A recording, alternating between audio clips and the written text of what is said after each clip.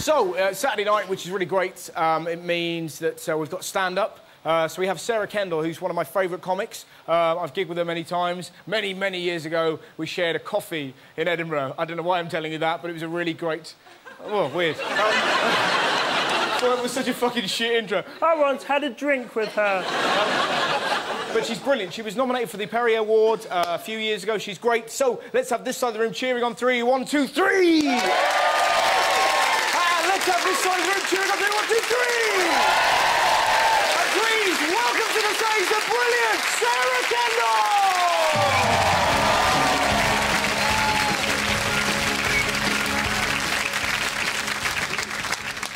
Hi. Hey, how are you all? Good, that's half of you. Hey, it's lovely to be here. Incidentally, if you get a chance when the show's finished, there's a really cool piece of graffiti in the toilets. On the back of one of the toilet, seriously, on the back of one of the toilet doors, somebody's written in like thick marker pen. They've written, "Dare to think for yourself." But underneath that, somebody's just sort of scratched in biro, "Okay." That's a really high standard of graffiti. That's really witty. You'd never get something like that clever on an Australian toilet door. Seriously, in Australia, at the very most, somebody would write, "Fuck you!" You know, and then somebody would just write underneath that, "No, fuck you!" And then somebody would just draw, like, an ejaculating penis over the whole thing. By someone, I mean I would. Really. I have these things that I like to do. I get really bored when I'm on the train. And if you, like, want to do this, you can totally have it. It's just a bit of fun next time you're bored. So if you're on the train and the person across from you is reading a book, why not tell them that you wrote it?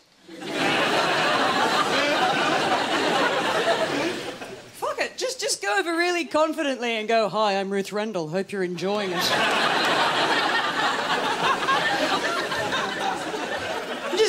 Just wander off like a novelist. And if you're feeling really confident, give them a book signing. I mean, you do have to choose the book carefully, though. You know, it's not going to work on the Bible. Thanks for your support. God! Oh, another thing I quite like doing, sometimes I babysit for my neighbours. Like, they've got a kid.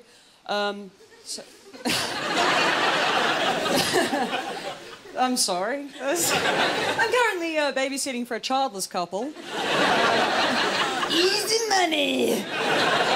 No, they have a child. And, you know, like, children are quite obsessed with how old you are. You know, it's a real fixation with little kids, yeah? So next time you're with somebody's kids and they go, "How old are you?" Just go, "I'm 5.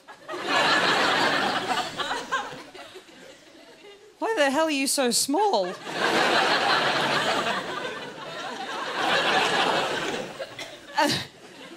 And if they ask you how you got so big, just go, "Smoking." So, oh, that's my name. I went up to Edinburgh in the summer. That was cool. It was kind of weird though. I'd never heard of midgies. No, we don't have them in Australia. But with my friend's really thick Scottish accent, I thought that he said midgets.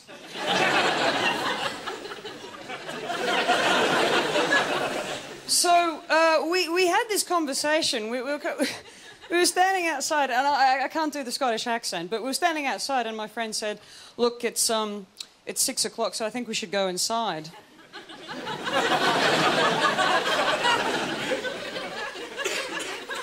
You know, I said, "Really? Why is that?"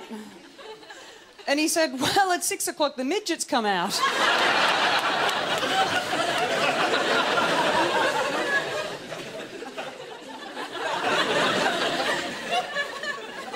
I'll be honest with you, I was excited. Like, I was imagining them, like, being shot out of cannons, you know, doing cartwheels. Yeah, and I said to him, "Well, what do they do?" And he said, "Oh, they're nasty little bastards." He said, they'll bite you. I said, well, what do you do when they bite you? And he said, oh, you just slap the fuckers away. He said, I had a dozen of them in bed with me last night.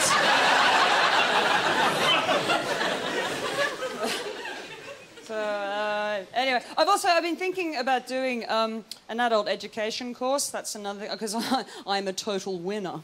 Well, it was one I saw advertised on television, and it was one of those ads where the graduates from the course were talking about the course in the commercial. And seriously, one of the graduates actually said, you know, the way I felt when I completed my creative writing course was just indescribable.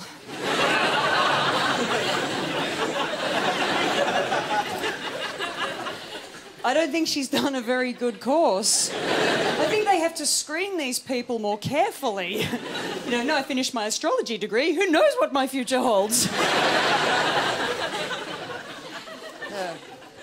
I was on Oxford Street the other day, and I saw these two people, and they were running really fast. And I had this urge to run with them. And just start screaming, it's happening! I don't know what, I constantly had this urge to carry on like a total knob. And you know when you sort of go, don't do that, that's stupid. Like, I always have this thing, whenever I'm on a train and I see somebody running for the train, you know when somebody's really going for it, like, ah! And then the door closes in their face, I always want to give them the finger. I don't even know why. But, like, just as the train pulls away, I always just want to go... Did that actually get one round of applause? That's brilliant. You should follow that impulse. No, but that's the thing, like, you know, I have these fantasies about carrying on like a complete prick, but I get I totally panic when somebody is rude to me. Like, particularly when I don't know what I've done to piss them off. You know, this happened to me recently. I was in where was I? I was in the post office, right? And I just said to this guy in front of me, we're in the queue, and I said to this guy in front of me, I went, sorry, excuse me, what's the date today? And the guy turned around and went,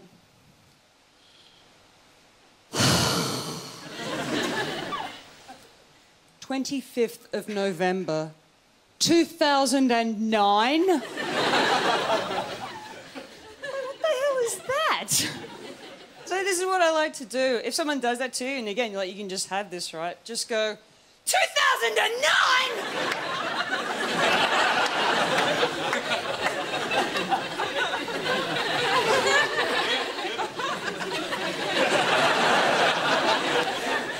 But that's impossible! Who is your emperor? If you do it, you do have to perform it at that level. Otherwise, you will look like a total dick. He was such a ballsack, you know, and he had this tattoo. And I really like tattoos, generally speaking, but he had this tattoo, and I've never quite understood the point of this particular tattoo. He had an American Indian brave on his shoulder. Do you know the type that I... Yeah, right. I mean, I just never got that. I mean, do you think American Indians do the same thing with us? You know, just imagine two American Indians having a chat. Hey, little bear, who's that on your shoulder? Who this? Oh, that's Terrence.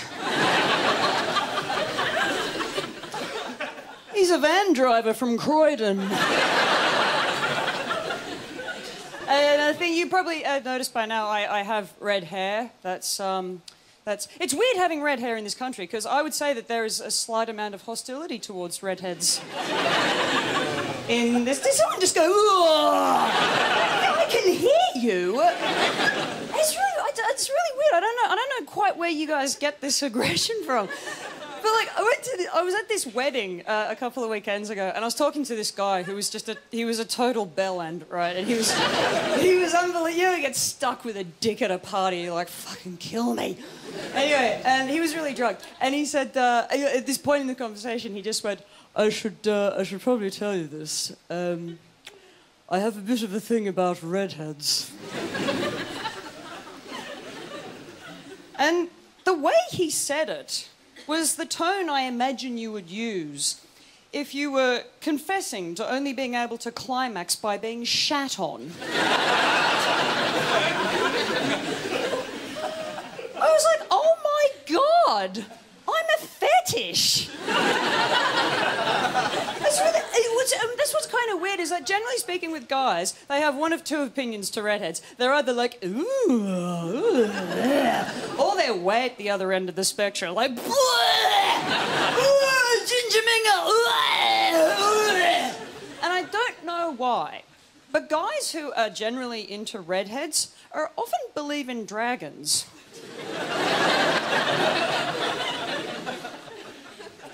Tell you what I do hate, though. I hate it when I accidentally make eye contact with somebody whilst I'm eating a banana.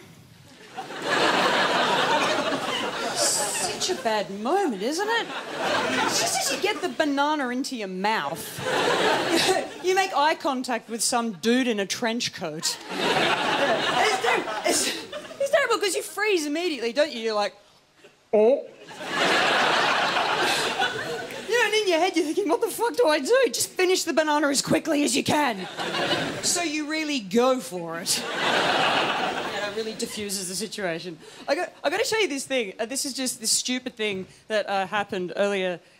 Now, I had this joke with my husband. This is really stupid, right? Okay, but just wait 1 second. I just got to... This is I don't know why I'm doing this, but I really like you. So I sometimes do this. I know it's really pure. It's really stupid. Can you all see it? It's disgusting, right? It's like a dream you would have after having like too much Chinese food or something.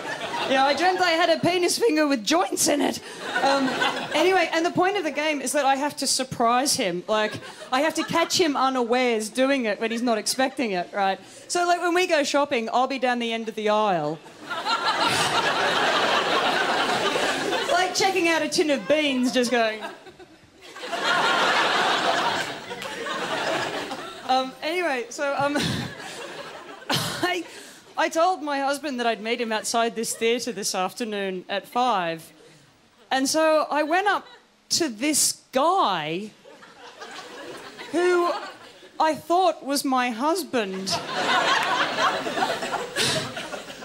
And I tapped him on the shoulder and went...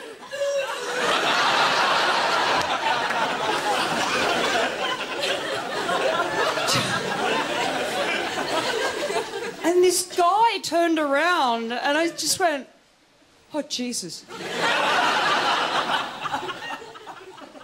I said, I'm so sorry. I thought you were my husband. and this guy went, wow, he's a lucky guy. That was meant to be the grand finale laugh to... You brought this on yourself. I'm staying. I haven't done my impression. I only do one impression in my set. Would you like to see it? Yes! That's fortunate. It would be so aggressive if every single one of you went, no! Go home. Okay, this is my impression of Nicole Kidman. And obviously, well, I mean, the fact that I've had to tell you who the impression is of... It's not the greatest impression you're ever going to see. It's just a bit stupid, really. I mean, don't get... This is me now. I'm not... Don't go, Sarah, that's exactly like you. But, okay, it's just stupid. Okay, here we go. Right. This is me again. Shut up. All right. This is Nicole Kidman. Here we go. Thank you very much. You've been awesome. Good night.